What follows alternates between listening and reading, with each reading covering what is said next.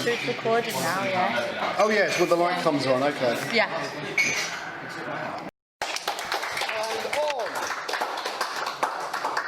Hello, Mr. Taylor. I was going to have a change of t-shirt because I wanted two different characters, but I seem to have lost my favourite t-shirt. I hope it's at home. That's just by the by. Small detail I'll fuss about for the rest of the show. Hi, I'm Steve. I'm the comedian nobody asked for.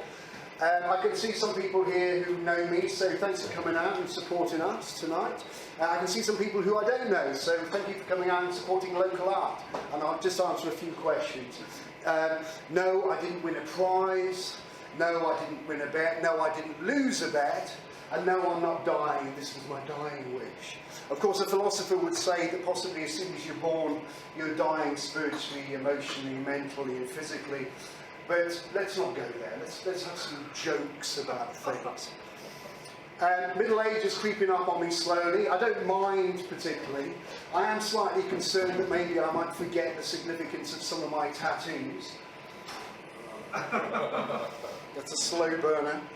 I am concerned actually at the moment because I seem to be overly attracted to dumpy white middle-aged women who hate all the immigrants, which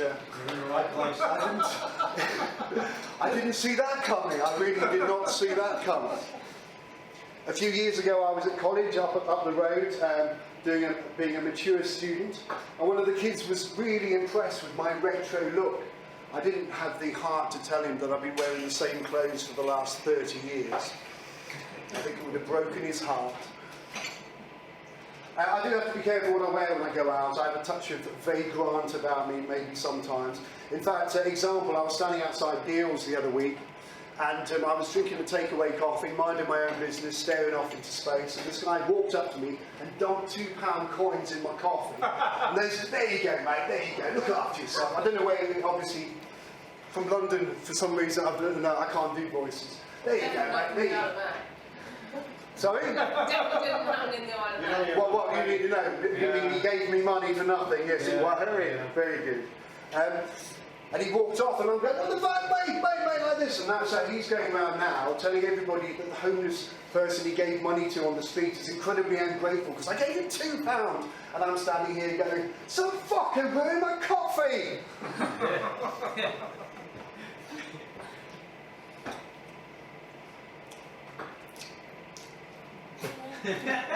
Hot day. It is hot in here. It is. I'm one of those wishy-washy lefty liberals, and I'll tell you it is hard work. A few years ago a friend of mine used to take 2 or 3 bottles up to the recycling 2 or 3 times a week, 2 or 3 bottles up to the recycling 2 or 3 times a week in a car. 2 or 3 bottles 2 or 3 times a week in a car, half a mile up the road, one person, one car. Just walk past and go, look at me, I'm recycling this. Well done, well done. 2 or 3 bottles, 2 or 3 times a week, one person, one car, half a mile up the road. I offered to help out and say, look, when I go up, I'll take all your stuff with me if you like. And they went, oh, no, it's fine, I'm going that way. I'm going to the library. The library was across the road from the recycling. Now, that's either really canny town planning, or else it's incredibly convenient for this joke. So 2 or 3 bottles, 2 or 3 times a week, half a mile up the road to the recycling centre on the way to the library. How many books are you taking out of the library? How many books are you taking out of the library that you have to take the car half a mile up the road? Yeah, no, that's right. No, that's the right response. How many books you taking out of the library that you have to take the car half a mile up the road? I mean, is it going to be sort of like bags and bags and bags? Should I be worried about this? Is this person building a nuclear reactor in their basement? Is this person building a nuclear reactor in my basement? I mean, this could be a historic moment. In a couple of weeks' time, I could be blown to smithereens, and you'll be all going, oh yeah, I saw some comedian and he was doing a joke. I think there was something about a library card, and he likes Nazi women for some reason. And I think he was going on about being old or something, but I can't remember what it was. Yes, it wasn't that enthralling. That joke sort of peters out a little bit, to be honest. And you're right. It is hard work being a lefty lefty, wishy-washy, whatever it was I said before. Because whatever you do, I mean, there's so much you can do and so much you can't do, there's so much you should be bothered with and so many things you shouldn't be bothered with, and all these things, and they always change all the time, so you can't quite keep on top of all the ethical dilemmas that you should be concerned about. And then, of course, you trip over all these fucking do-gooders who fuck it up for everybody. Example. So a few years ago, I went to an AIDS awareness party. We all know what AIDS is, don't we? Yes, there's a few nods. Oh, that's good. So it worked then. I'd just like to thank Sarah Pascoe for that line. I've been using it for years, but she does it in one of her jokes. Check her out on YouTube and go and see her if she's... I've got to do that, because they say, oh, this is my line, you can't say that. But I went to an AIDS awareness party. It was like a proper party. It was jelly and cakes and ice cream. And there were party games. They tried to do pin the tail on the donkey, but the donkey got away. It's a shit joke, I know. And then somebody goes, oh, but maybe what if the donkey doesn't identify with having a tail? And you go, well, just fuck off. I mean, it's a two-dimensional cut-out fucking cardboard donkey. There's a big X on its rump where you're supposed to put the tail. Where's the what's the word?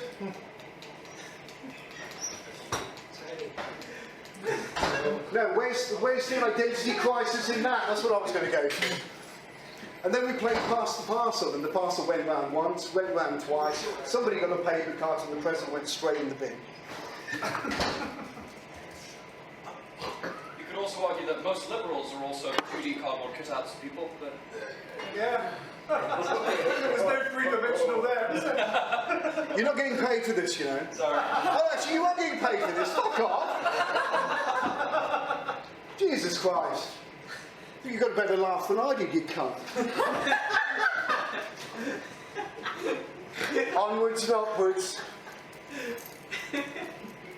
So, I might have mentioned before that I was on the stand-up circuit for a few years in the early noughts to the late noughts. And it was good fun most of the time, but there was this weird trend for some time, mostly loud white men are doing sort of pseudo-racist or pseudo-sexist jokes, which was sort of, they were supposed to be clever and sort of flip the whole thing on its head, but to be honest with most of them, it just seemed to be the source of where the joke was. Like they were still pointing at somebody going, hey, look at that, look at that. Whereas what they should have been doing was pointing at the people, Anyway, that's my clever bit. So I wrote a joke which I thought, well, I want to test and see how people respond. So if you thought that one was bad, it's settling. So the joke is this. Would you fuck somebody in a wheelchair? Yeah. Well, the answer's no, actually. No. Because despite those brakes, you still have to have it up against a wall or a pole or something. And then you've got all these different angles, and that plastic seat, unless you've got one of the expensive ones, that plastic seat is a bugger to clean, so it's just completely impractical. I mean, you would fuck somebody who used a wheelchair, but you wouldn't fuck somebody in a wheelchair. Now that's a fairly shit joke in its way. It's quite a poor joke, to be honest, but it was comedy gold one time when I was doing a gig in one of those clubs in the burbs. You know, they've got a jazz night and they have a poetry night where for all those people, and they have a comedy night, and they have the gall to charge people on the door to go into a pub. So I was doing this set, came off, and this woman came storming up to me. Excuse me, excuse me, excuse me. And I'm like, oh, hello. And she goes, excuse me, my friend's in a wheelchair. And I could see her behind. And she'd been parked by her friend in the middle of the aisle. So everyone's walking around, it's slightly dingy, and everyone's walking going, what the fuck, oh, I'm sorry. What the fuck, oh, I'm sorry, like this. It's the first time they've spoken to a person in a wheelchair. Do you know what I'm saying? Wishy-washy, lefty, liberal. Right, okay, fine. It's just a joke, people don't talk to the people in the wheelchairs. Oh, maybe that's the 80s thing, maybe we have all evolved as people. We've evolved, definitely. And the woman was going, excuse me, my friend is in a wheelchair, how dare you suggest that people in wheelchairs have sex? I am disgusted. And I looked behind her, and her friend was in a wheelchair going, call me, corner. Anyway, we went out on a couple of dates, and it turns out you can fuck somebody in a wheelchair. It's awkward. And you go, can you just move your leg? Oh no, of course you're paralysed. Can you just move your... Well, they can't run away. Oh my God. Oh dear. Oh dear. So, I'm single. What a surprise. I don't know if pornography counts, actually. I mean, it's an on-off relationship. It does seem to be me that's doing all the work. And I do come away feeling like I'm not really getting what I wanted out of the relationship. I do think, I have a theory, no, not a theory, I have an idea that actually internet pornography has killed sex for everybody. Let me explain. So when I was a wee boy, pornography of sex, if you want to be pedantic about it, but pornography was something that was like a third or fourth generation VHS cassette tape. Just wait for the younger people in the audience to Google that and find out what the fuck VHS tape. What? It wasn't sticky. Oh, sometimes they jam. Okay. But it was proper sex. It was proper sex. It was ugly people who were being awkward and clumsy. They were hairy. It really wasn't, you know, quite as slick. And you were watching this as a child, well, as a young man, watching this going, oh, is that how that happened? Oh, right. Oh, is that where that goes? Because, you know, that's what, they don't do this. They don't do this in school. They don't show you porn in school. Well, that's how you're supposed to do that. So I found that you know, a few little pointers, and it was great. It was a great way of building up, and then sort of like having a real girlfriend who actually knew what she wanted. That's always a good thing. So I'd like to thank Jane, Emma, Siobhan, and they're not here, by the way. There's no point in looking around, and they were real people. But thank you, ladies. So that's just condescending. Thank you, ladies. Thanks for that. But here's the problem with it now. So if you and your other half, or your other three-quarters, or whatever it is, I'm not judging. You know, you do you. As long as there's mutual consent, respect, probably some loving, and at least you all seem to be enjoying yourselves. Lefty liberal, lefty liberal. Just got to throw that in there, just in case somebody goes, well, you didn't say he was just making a point about something and something else. But if you sat down at the search engine and you put in, right, we should research this. We want to do this cosplay, role-play thing. So let's see. We put in all the details for the benefit of the tape. I am pretending to TV type all the details into the search engine. Search. Oh, look at that! 30 million results in 2.5 seconds. And I bet you can scroll through. No, no, no, no, no, no, no, no, no. No. Oh, let's just make things up. Okay, fine. I thought that was clever.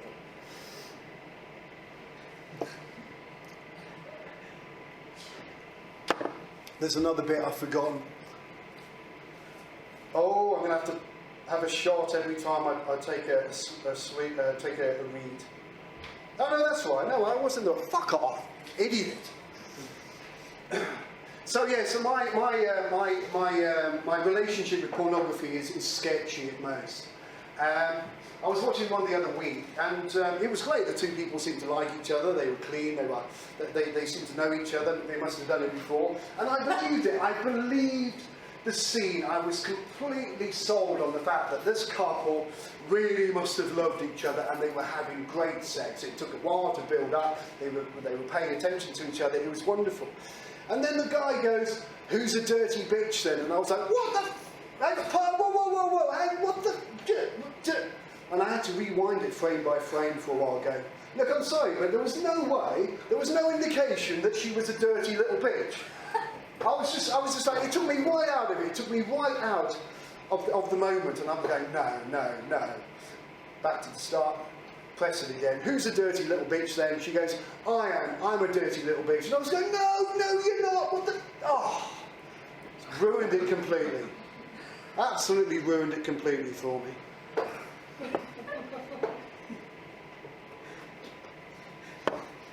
And woman approached me after a gig recently and said to me, told me that she likes to use me as a sex object. And I was like, oh yes, okay, great, wonderful. So we went back to her house and she got me to put some shelves up and fix the wash on the basin downstairs. She said she could do it herself, only she was too busy doodling herself in the other corner watching me. You should have heard the language while I was doing those shells. Up a bit, down a bit, up a bit, down a bit, to the left, that's it, now fuck it into the wall. Like, wow, Jesus. It's like the best sex I've never had. That didn't happen. After a gig recently, a woman approached me and said she wanted to fuck me really badly. So I did, and now she won't return any of my calls. Actually, that didn't happen either. Recently, after a gig, a woman approached me and we got chatting and we went off and had a canoodle in her car. But you know, it just wasn't happening. After various bits of cajoling and whatever, my boy part could only manage something that looked like a 3-day-old party balloon. I mean, sure, it was inflated, but it was soft. It had creases down it. It was bright blue. It was stuck in a bush. And it had happy birthday tattooed up the side. She did give me a number, but when I rang it was hello Samaritans. Yeah. But the bit I'm sort of laughing at, and I'm not sure about those jokes, is because I did those jokes about 15 years ago when I was a lot younger and more, like I was the blade around town and I was like subverting the whole machismo thing. And I just looked like an old man standing on stage going, my cock doesn't work properly, which isn't going to be a good thing. So if I do meet any women after the gig, I mean, they're going to be going, here's the number of my therapist. Yeah.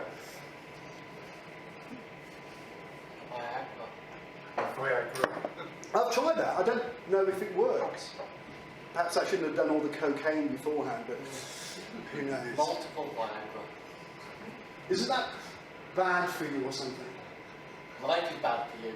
Oh, right, okay, quick, right, that's the quote of the evening, life is bad for you. I thought I had one in about 10 minutes' time, but it's going to be the quote, something about writing and imagination, but no, that'll be it.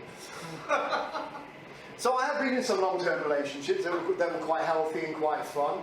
There was one where the sex got a bit stale, so we tried to spice things up in the bedroom department. We got thrown out of IKEA. We bought ourselves a book, you know, with all those things, a bit of bondage, a bit of dress up and all that. We tried to blindfold each other at the same time, and after half an hour of grunting and groaning and sweating, we both finally managed to get into the same room, but by then the mood was over. We tried role playing, doctors and nurses. I do the doctor wearing the coat because we could only afford one. And we'd stay awake for 48 hours, and she'd follow me around with the clipboard telling me why we couldn't afford anything.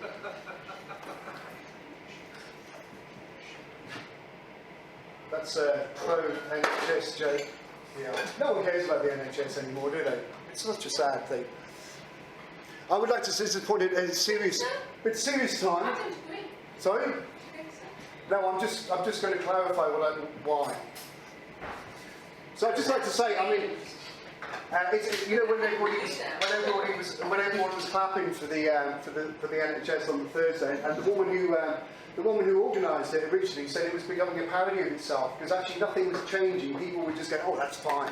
It's like some people who give £5 to children in need and go, "Why, that's it. Why the fuck am I tripping over homeless on the way to work? I gave £5 to children in need." So here's my take, and this is it. I mean, if you're going to use the NHS, you've got free fucking healthcare. You know, I've got a friend in America who's has to pay extortion amounts for just the most basic stuff. And you know, their health problem is pretty dire. That's why they're all dying. But let's not go there. Let's not mention that. But over here, we've got free medical healthcare. So how about that we actually take some responsibility and look at our diet and look at our exercise, rather than just end up turning up at A&E going, "Well, I've done fuck all about it for 40 years. Come on, fix me." Fix me. I mean, for fuck's sake, you should be put at the back of the queue. And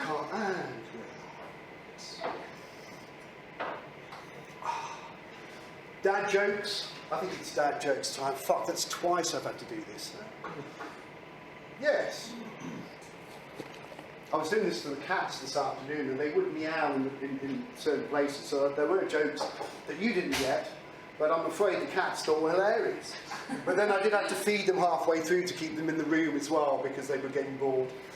So, dad jokes. A few years ago, I moved back to my hometown, and it was great. It was great to see people I'd grown up with. Some of them had come over and stayed, because, you know, some people you keep in touch with and some you don't. And also there were some people who were around who I sort of knew but I didn't know, so it was great to sort of reconnect with them. And then there were some new people who I'd heard through the grapevine and all that. So the place to meet people was in the pub. Nothing wrong with that. I don't really drink, but I don't mind a drink once in a while. And it was interesting. People were interested. Mostly men were asking these questions, like, where have you been and what have you done? And I'd sort of start and tell them, and then you could see their eyes glazing over. And then that question. So, have you got any kids then? Have you got any kids? And I go, no, I haven't. They go, what? Not that you know of, eh? Not that you know of. And I go, no, what the fuck? No, I haven't got any children. What the fuck do you mean, you grubby fucker? That might be fine in your life, but I'm quite good about hygiene and safe sex, thank you very much. Oh my God, PC or what? Don't get your knickers in a twist. Oh, fucking infuriating. You know exactly these sort of men I'm talking about. They're the ones who've got a wallet full of children, and they can point at them and they forget which one's name is which and when their birthdays are. But they'll sit there and fucking lecture me in the pub. Or the other one. So have you got any kids? And have you? I go, no. What, are you gay then, are you? Are you gay? And I go, no, I'm not. Anyway, you know gay people can adopt or have their own children. I know, PC's gone wrong, isn't it? No. It's just fuck off. Just fuck off. I bet these are the same sort of men that at Christmas the kids club together and they buy them a pint pot with world's greatest dad engraved on it, because that's all they know about him. Dad likes to drink, he shouts a bit, and sometimes mummy cries.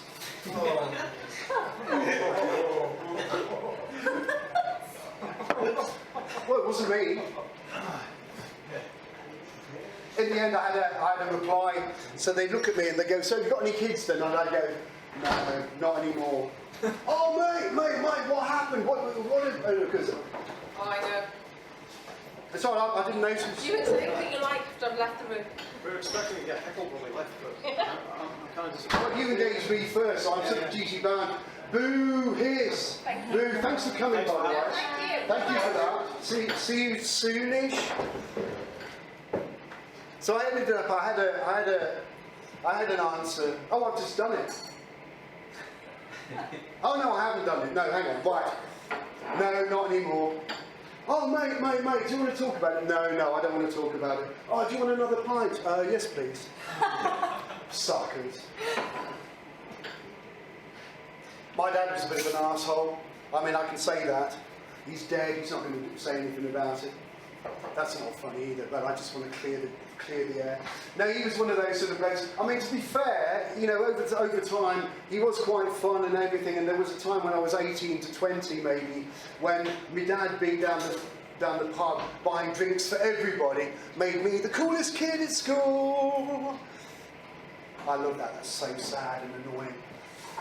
But, I mean, my mother threw him out. So, I mean, she had the good sense maybe to leave it later. So, of course, when we were all the kids were a little bit older. So, of course, it had taken time to really mentally scar us for the rest of our lives, rather than just throwing the fucker out in the first place. But, you know, families, what can you do? And we did keep in touch. He moved away, I moved away, and I was living several hundred miles away from him. And I used to go down and we used to work together. He was one of those functioning drunks, they call it. We'd work together building this or doing that sort of thing. So you get your day rate and then you piss it all down the pub in the evening. And it was, despite what I'm saying, he could be good company. You could be, you know what people are like. They ruin it all and then they make it funny. And it's just going, oh, family. But this one time, it was just too much. So I'd gone down for a long weekend to stay with him. And I turned up, texted him, no reply, rang him, phone's off. So I spent a long weekend with these mutual friends where I was going to stay anyway. And then on the last day, he turns up. And he's got no explanation, he's got no excuse, he doesn't even give a fuck. So I have a go, all the expletives, all that, you're a cunt, you're a this, that and the other, all that sort of stuff. And then he does the worst possible thing he could have done to me. And he looked at me and he goes, "But Steve, I'm your father." And I was going, "Oh, get to fuck, mate. You can't play that card. That doesn't bode well at all. It just don't whinge at me, mate." That's the thing, right? Do you get that? Do you know what I'm saying? Yeah. Right, I know it's a bit dark, but it's sort of, yeah. I reckon Star Wars would have been a better series of films if that had happened. You know when Darth Vader beats Luke Skywalker and that bit at the end of the second film? Jing, jing, jing and all that. See, I can't do sound effects or impressions. Jing, jing, jing like this. "But Luke, I'm your father." Oh, fucking dark side, get to fuck. And it would have been perfect. 2 perfect films, and they wouldn't have had any excuse to do all the rest of that crap. Now, I might have done some jokes tonight, but the one thing someone's going to get really arsy about later on is, "Oh, he was having a go at Star Wars. He said that." I don't care.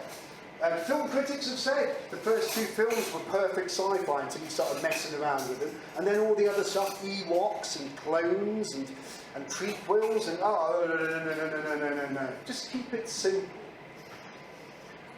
Okay, no one's offended by Star Wars. Good, right, okay, Star Trek then. Oh, this is going to take a while. What time is it? Oh, that's cool. I've got about 20 minutes to go. So if anyone wants to make their excuses and leave, I think they had somewhere else to go. That's what I'm thinking. I'm not taking it personally at all. I've lost 3 people since the start. You kept everyone entertained. I've just fucked them all off and they're just too embarrassed to leave. Star Trek. Now the problem I have with Star Trek, no, I'm just trying to psych myself up because this is a rat. So the problem I have with Star Trek is the transporter route. That you can dematerialise from one place and end up on the planet or even in a passing spaceship. And I'm like, no. I'm just thinking that was a really cheap and easy day in the writer's room. So they were sitting there going, right, so we've got the starship, right, okay, and we've got some characters. We've got a black character, but she's also a girl. But as long as you keep her in the background, most people will be happy. That's a very 60s, 60s reference. We've got a Russian, a white Russian. No pun intended. I mean, it's just he's a Russian and he's white. Apparently, there are other Russians available. We've got a Scottish one because we sort of do all of UK in one. Okay, we've got a Scottish one. And we've got we need an alien. I tell you what, if we have an alien and he's half alien and half human, then we can have a couple of things where, oh my God, you know, he's always going to be on the human side because we can have the tradition and the pageantry of the alien, but for those watching, you don't have to worry because he's always going to come out on the human side. That's probably more of a joke for the 80s, I think. Write that down. And they're going, right, okay, we've got that. And you say Captain Kirk, well, I'm saying Captain Pike. That's a thing for that one person who's not here, but that is a joke. Thank you. You're smiling because you know something. Good. Captain Pike. Yeah, he was the one who was supposed to be Captain Kirk, and then he just lost the job, and Captain Kirk. So whatever he did in the starship was not worth mentioning. But Captain Kirk, yeah, just where's that pen? Just scrub that out. And then again, right, well, what are we going to do for shuttlecraft then? I mean, we want to get them from the spaceship onto the planet. So we're going to have this shuttlecraft.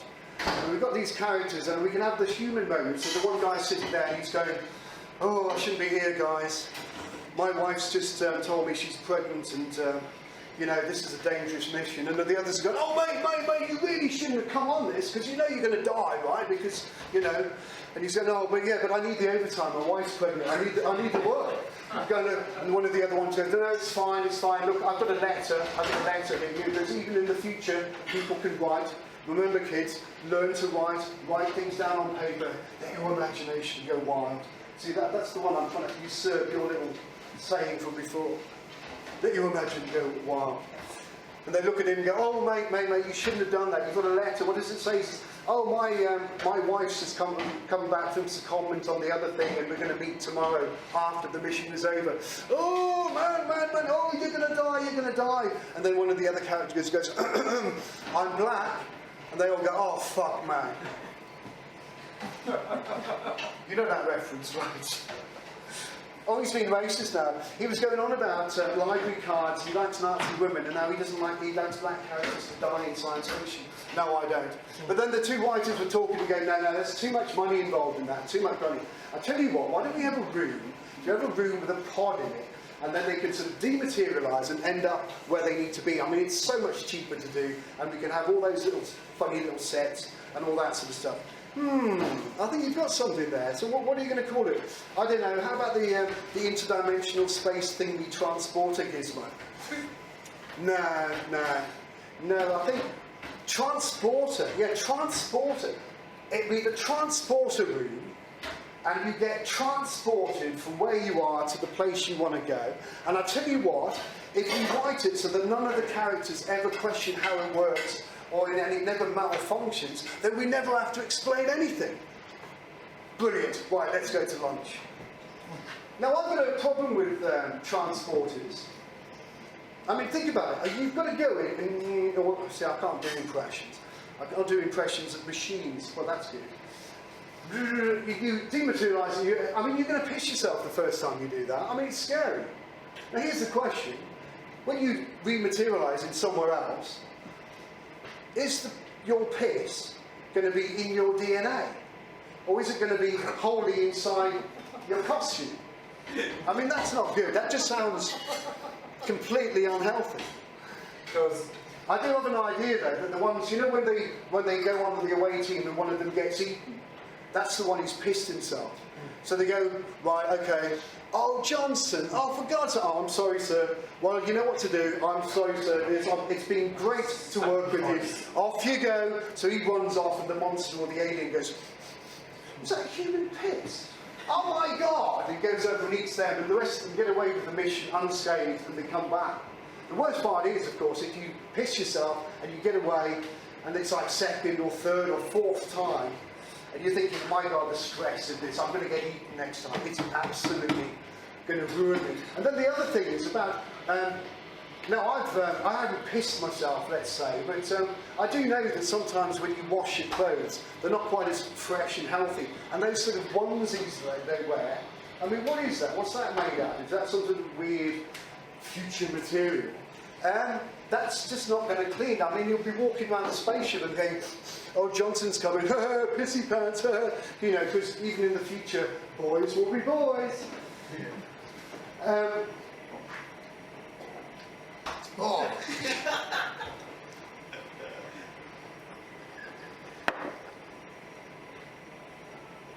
Too many words.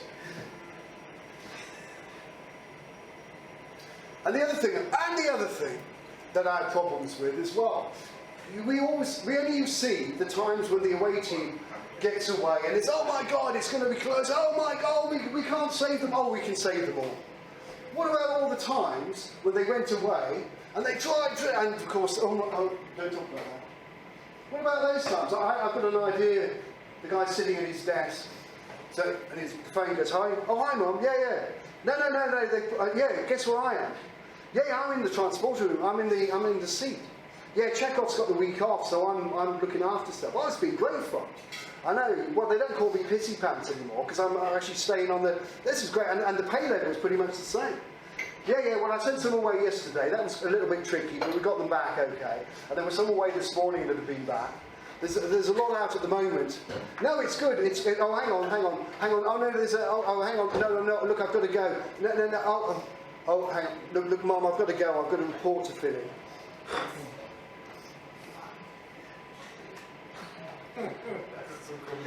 They don't show those ones, they don't show those episodes. No. They only had 12 in the first series. What happened to the other 20 odd that they do in those American things? Oh. Here's a serious question. Why are there no fat people in space?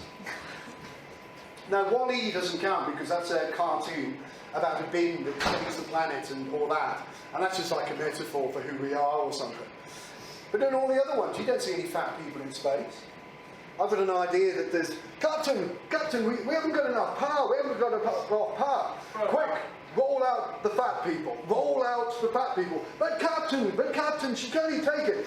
Roll out the fat people, and then they get all the fat people in the basement on exercise bicycles, cycling like Jiminy oh my God, we're saved, we're saved. Now some people might be offended by that, because I'm having to go at fat people, but actually if you think about it, fat people are being shown in a good light here.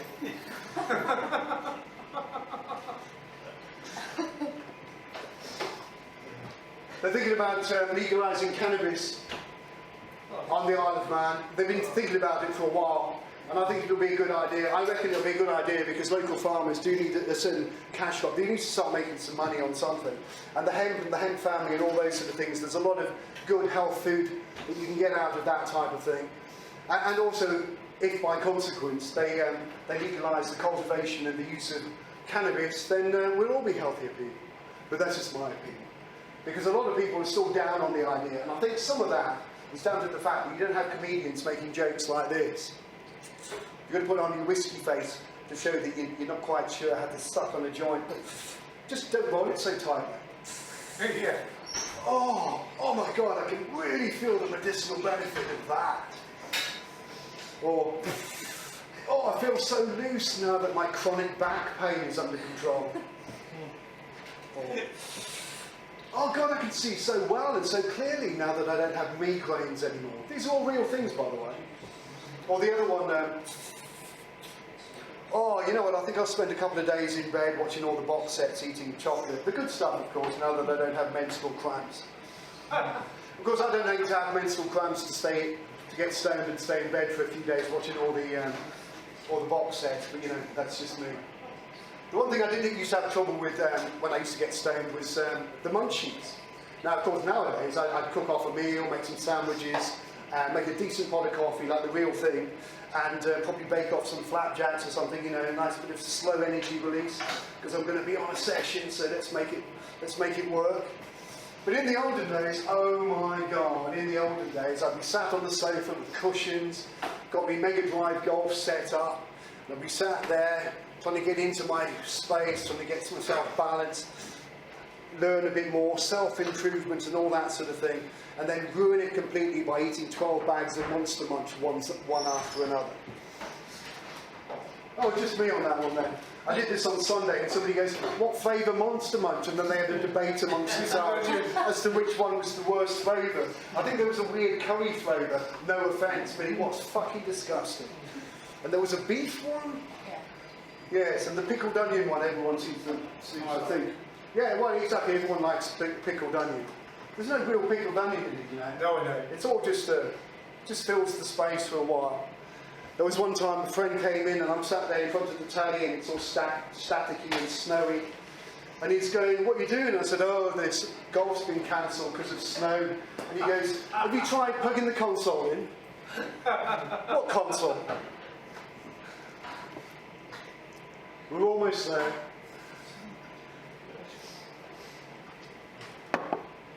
You can't get blood out of a stone. Have you heard that expression? Do you know the full expression is you can't get blood out of a stone unless you're trying to get rid of DNA evidence? It's true, it's a bit dark. Have you heard of the New World Order? Worst tribute band ever. But you don't want to tell them because then you end up dead in a shallow ditch and nobody wants that on their CV. My favourite, hang on, I've got to try and get this right. My favourite irritating saying, that sounds like a thing, isn't it? My favourite irritating saying is this. It is always the last place you look. You've heard that, haven't you? Yeah. It is always the last place you look. You go, well, duh. I mean, what am I going to do? Look a bit extra so I can save time next time I lose something? Of course not. Now, I think the implication is that it's the most improbable, surreal, just impractical place where the thing's going to be. But even if it is still literally going to be the last place you look. A friend of mine leads in, Steve, what? Steve, you know when you lose something, if you try and look for something else, then you'll find the original thing that you lost. I'm just having deja vu. I feel like I've already done this joke. I know I haven't, because I know where I'm at. That's weird. You'll find the original thing that you lost. And I was saying, look, imaginary friend. I don't believe you, but I'll give it a go. I wonder where, oh no, there it is. And I wonder where, oh no, there that is. Oh, I wonder where, oh no, there it is, behind there. And oh look, I've just found the original thing that I lost. And do you know what? It was in the last place I looked. People often ask me, actually, or recently people have been asking me, Steve, what? It's the same guy. What? So if you could go back in time and give yourself some advice, your 18-year-old self, what would you say? Just take the fucking job, mate. Just take the fucking job. I don't care if it's not going to pan out or it's not what you're into at the moment. Just take the fucking job. And here we are. Look at me now. I'm over here, by the way. That's about it. I think that's about it. That's good. All that remains for me to do is to thank Colette for comparing and for your big part two. Oh, I thank myself for remembering some words. Thank you. A big thank you to Jordan and David and the other guy. Nessie. And Nessie for manning the polls. Thank you. And of course, lastly but not leastly, a big thanks to yourselves for coming out and supporting local art. We do this every month or so, so keep an eye out on Facebook, Short Stories and Ludicrous Tales.